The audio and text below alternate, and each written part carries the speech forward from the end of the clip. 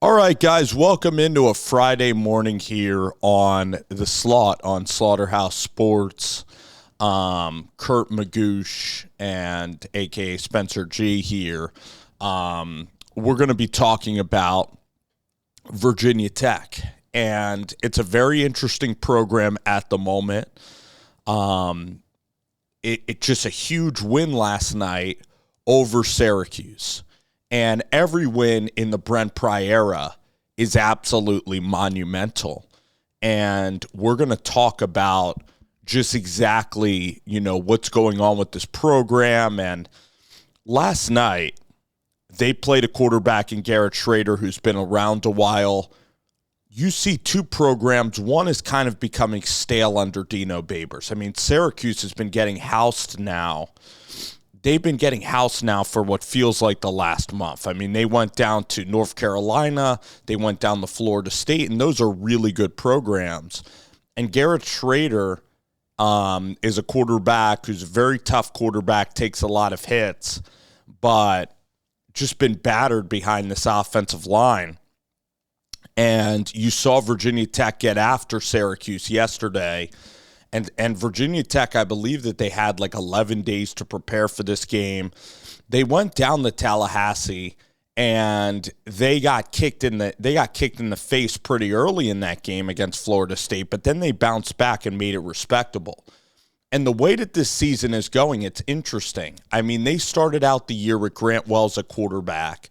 They even went down to Rutgers, and Rutgers is kind of it's a very mediocre Big Ten team. And they lost that game against Rutgers. They went to Marshall. Marshall this year believes having another decent season. They lost to Marshall at Marshall.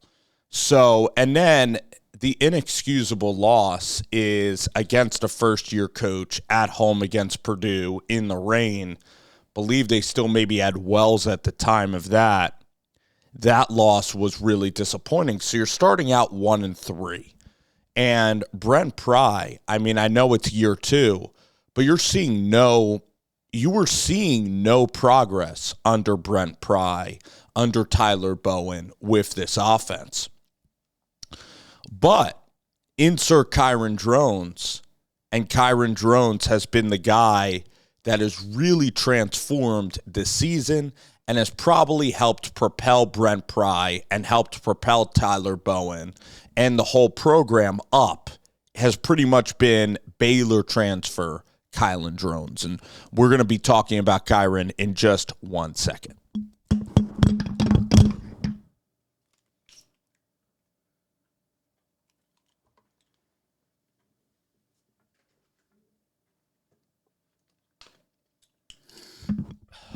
All right, guys, just got a sip of water there, and now we are back. So let's look at yesterday's statistics for Kyron Drones. And now Kyron Drones, he's a quarterback that's a dual-threat quarterback.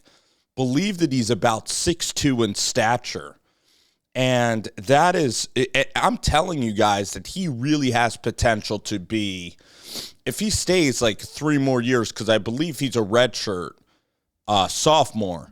If he stays 3 more years, if he stays healthy and you get him the right weapons, he could be in that conversation of a top 10 quarterback in college football.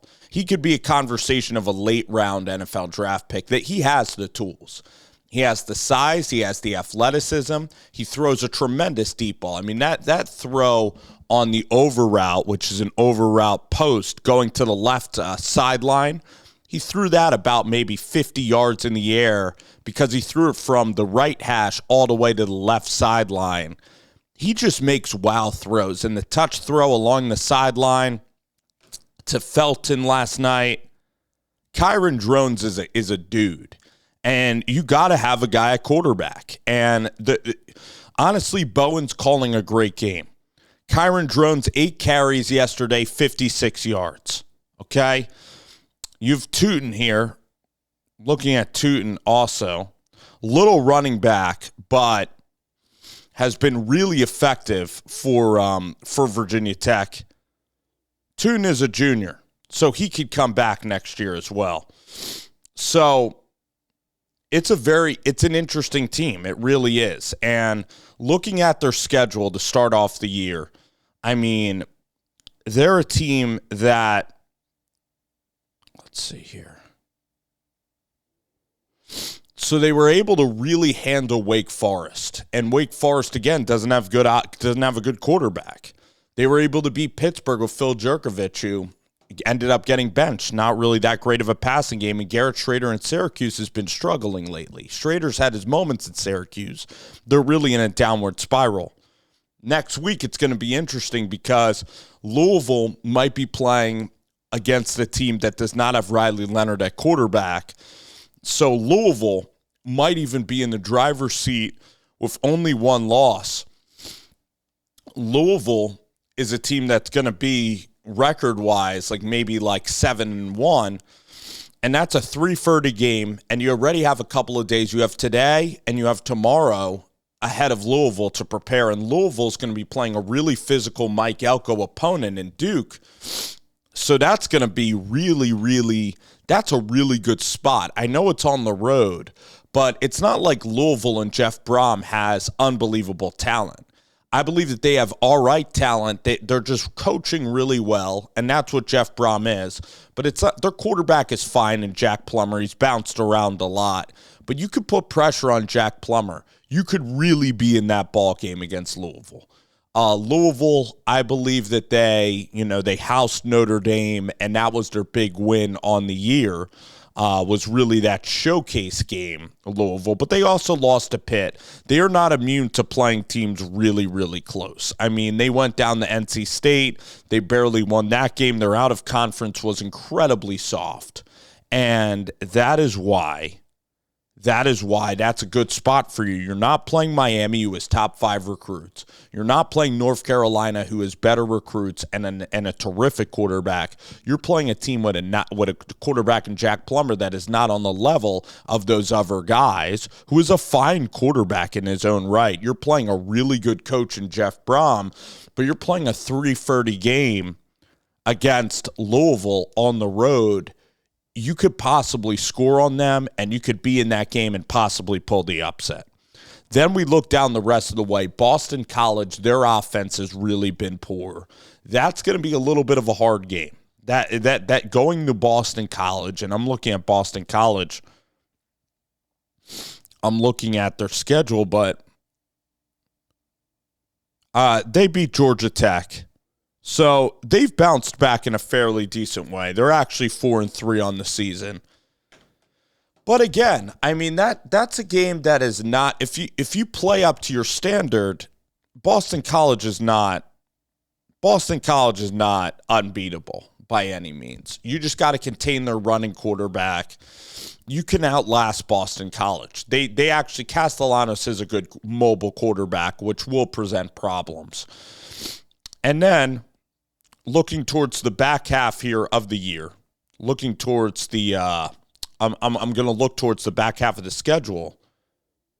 You then play NC State. They're not very good this year. Their quarterback, Brennan Armstrong, he gets sacked a lot. And then you play Virginia, and Virginia, I know that they just had a big win over North Carolina. You got to win that game. They're a 1-win team. So honestly, you should go 3-1 down the stretch. I mean, that you should beat NC State fairly easily. I mean, that's a home game. You've been handling those teams, and your road games are not that challenging. You're not playing Miami. You're not playing Clemson. You're not playing Duke or North Carolina. I mean, you need to honestly present yourself as a team that's a really solid ACC program. You're seeing what Mike Elko is doing. Mike Elko has Riley Leonard. Mike Elko has 3-star recruits that he's making in the really good players, and that's exactly what Brent Pry can do. You can exactly beat Duke in Blacksburg, Virginia. You can absolutely do that. And amazingly, if you go to Louisville and Kyron Drones continues to progress, I know that some of the receivers got injured this year, but you go to Louisville and you pull the upset, you go 4-0 and you win out, you're going to be going to Charlotte, I believe, for the ACC championship, where you're then going to be playing Florida State again. And just even going to the ACC championship, I don't even care if you lose by 20 points. Hopefully you put up a good fight, and then I mean, hopefully you win, but odds are you're not going to. But still, getting your fans and getting to that game, that's going to be tremendous. This could be a great recruiting month for your program. This could be a great showcase month. I mean, you're playing Virginia, who's having a down year. NC State, really, without Devin Leary, they're really having a down year, NC State. Boston College is Boston College. I mean, that's a team that if you're going to be about your worth, you got to be able to beat the Boston Colleges of the world. And then Louisville, again, they've benefited from a soft schedule. They really have, okay?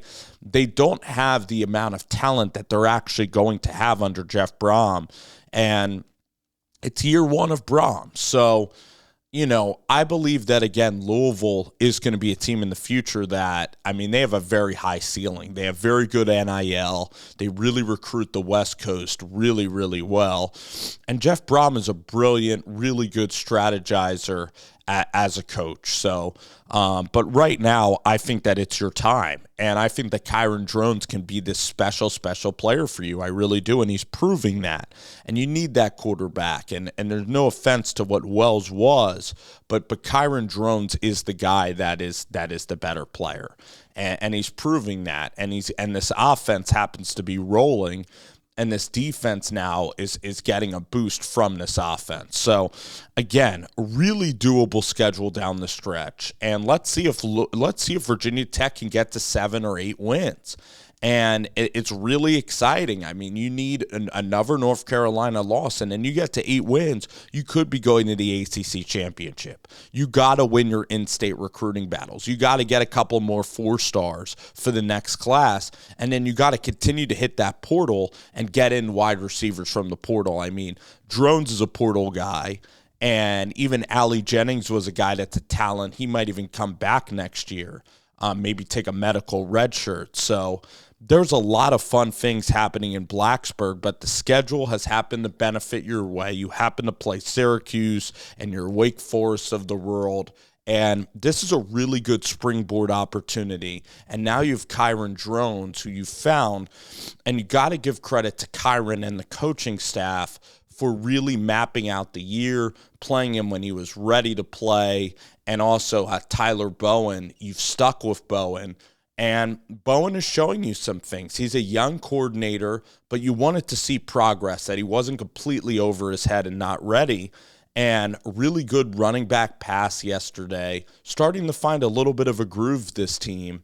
And going to Louisville, I expect them again. Let's have a good week of practice and go to Louisville and really play well, finish out this year. This is a really fun time in Virginia Tech. These are really opponents that are winnable games. Let's see what you do the rest of the year.